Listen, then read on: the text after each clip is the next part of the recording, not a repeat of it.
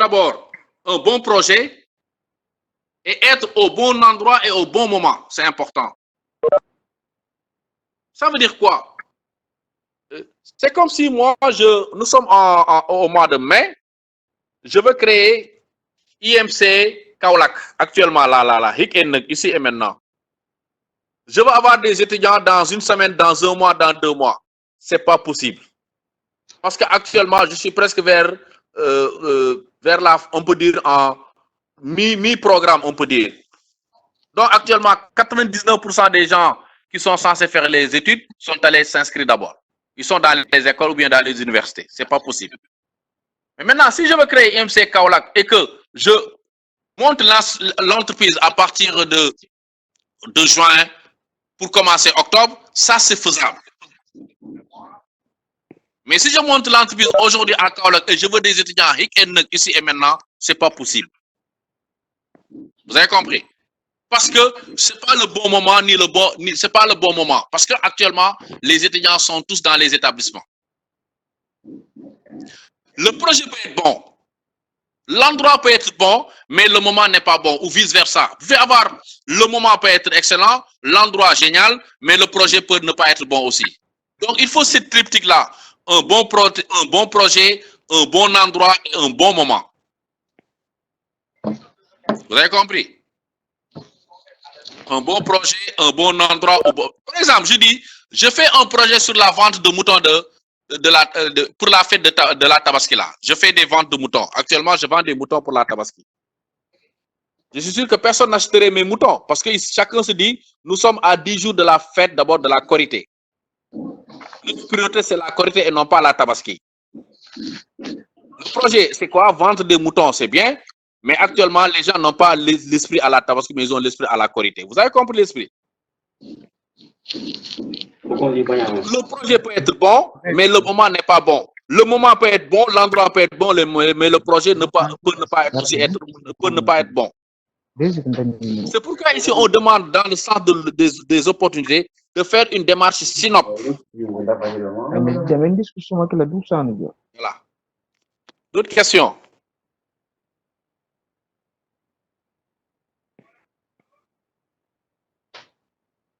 D'autres questions?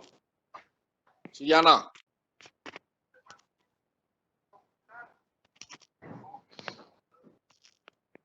Oui, camarade.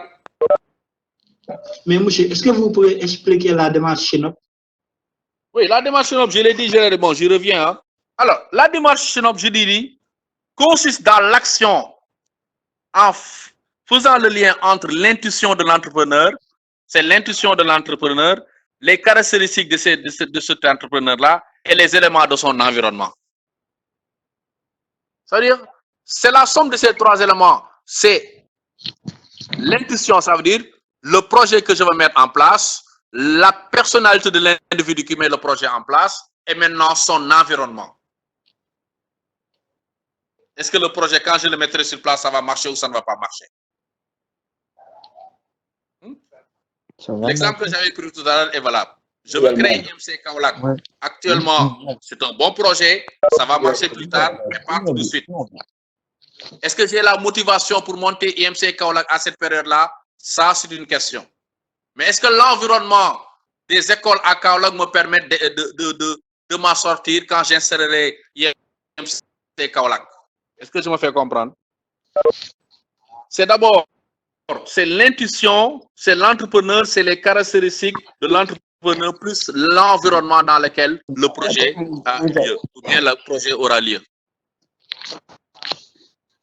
Vous avez compris? Donc, pour faire un projet, pour faire simple, pour faire un projet, il faut d'abord la confiance. Il faut que le projet soit mis en exergue. Il faut que le titulaire du projet ait les compétences requises pour pouvoir piloter à bien son projet. Il va falloir aussi que son environnement s'y prête afin qu'il mène à bien son projet. Oui, d'autres questions? D'autres questions? D'autres questions?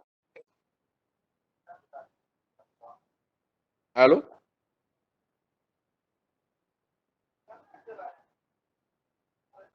Il n'y a pas de questions. Vous n'avez pas de questions, hein? Allô, monsieur? Oui. Monsieur, quelle est la différence entre leader et manager? Non, leader et manager, j'ai répondu ça à votre camarade tout à l'heure. Un leader a la confiance de son groupe. Le leadership, c'est le résultat d'un comportement. C'est-à-dire qu'un leader est aimant du groupe, alors que tout le monde est manager. Un manager, c'est quelqu'un qui reçoit, qui a la confiance de ses supérieurs hiérarchiques. Un leader dépend du groupe, alors qu'un manager ne dépend pas du groupe. Un manager dépend de la hiérarchie. Un leader ne peut prendre aucune décision sans l'aval de son groupe, alors qu'un manager prend des décisions sans l'aval de son groupe. La différence entre manager et leader tient au fait que tout le monde est manager, mais tout le monde n'est pas leader déjà. Pourquoi tout le monde est manager? Le management, c'est rien d'autre, c'est la gestion. Mais on peut gérer positivement ou négativement. Alors que dans le leadership, il faut le sens de la responsabilité, il faut la confiance du groupe, il faut aussi ce qu'on appelle un talent oratoire exceptionnel, hors pair. Mandela, c'est un leader. Bob Marley, c'est un leader. Michael Jackson, c'est un leader. Youssou N'Dour, c'est un leader. Obama, c'est un leader. Vous voyez? Parce qu'ils ont un talent que les autres n'ont pas. Ce qu'on appelle le leadership. Maintenant, le management, tout le monde est manager. Tout le monde est manager. On peut manager positivement ou bien on peut manager négativement. Vous avez compris? Dès l'instant que vous montrez votre entreprise, vous êtes manager. Dès l'instant que vous êtes directeur d'une entreprise, de la Poste, de la Sénélec, de la CBAO ou bien de la B6, vous êtes manager. Le patron du salon de coiffure, il est manager. Le chef, le boulanger, voilà, il est manager. Vous avez compris? Le boutiquier, il est manager. Ils ne sont pas leaders. Mais dans le secteur de la boulangerie ou bien dans le secteur de la coiffure, il se pourrait qu'il y ait un leader. Quelqu'un qui serait le porte-étendard de l'ensemble des boulangers ou bien l'ensemble des coiffeurs. Qui se fait écouter, qui se fait respecter, qui prend les bonnes décisions pour l'intérêt du groupe. Parce qu'un leader a toujours la confiance du groupe. Alors qu'un manager ne dépend pas du groupe. Le manager dépend de ses supérieurs hiérarchiques. C'est ça la différence. Oui?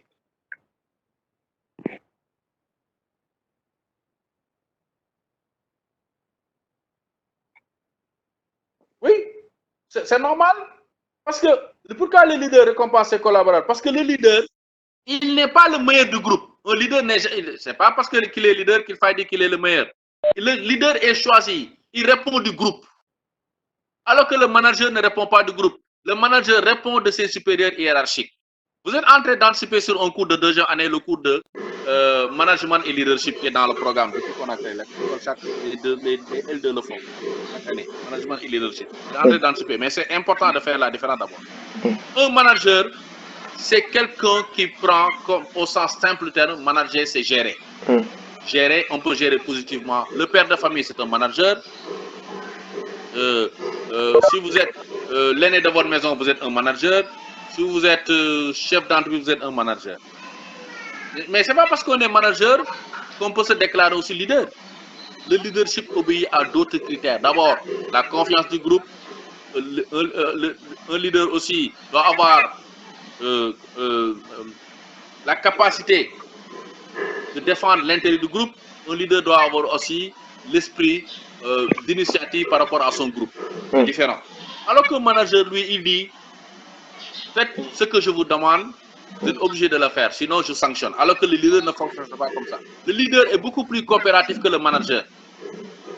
Le manager, lui, il veut que nous respections stricto sensu les lois en vigueur, la réglementation en vigueur. C'est ça la différence en fait. Autre question? Allô? Autre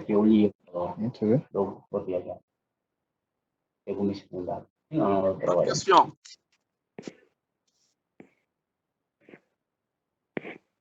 D'autres questions? Makumba, Kardiata Dien, Frera, 6, réveillez-vous là. Yewal, Yarasek, Bambakan, Astukanji, Silla. Réveillez-vous. Vous avez des questions?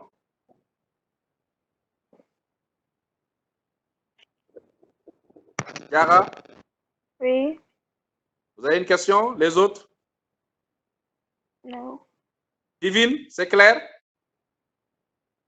Oui, c'est clair. Ok. Samuel?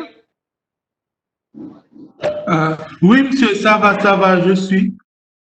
Ah, très bien, excellent alors. Les Mbourois là, qui ne suit pas, si c'est bon, Imam, Monsieur. Oui, monsieur, c'est c'est bon. bon. Oui, c'est bon, monsieur. Diouf, Monsieur, c'est bon. ah, c'est bon. Oui. Voilà. Oui, Mais je n'ai pas on a envie d'aller bien trop compris vite le en cours. besogne parce que je suis en train de négocier avec l'État pour que nous puissions reprendre les cours le 2. C'est pas encore sûr, mais j'ai fait une lettre ce matin au ministre en lui demandant que je vais prendre les dispositions nécessaires pour que nous puissions reprendre les cours.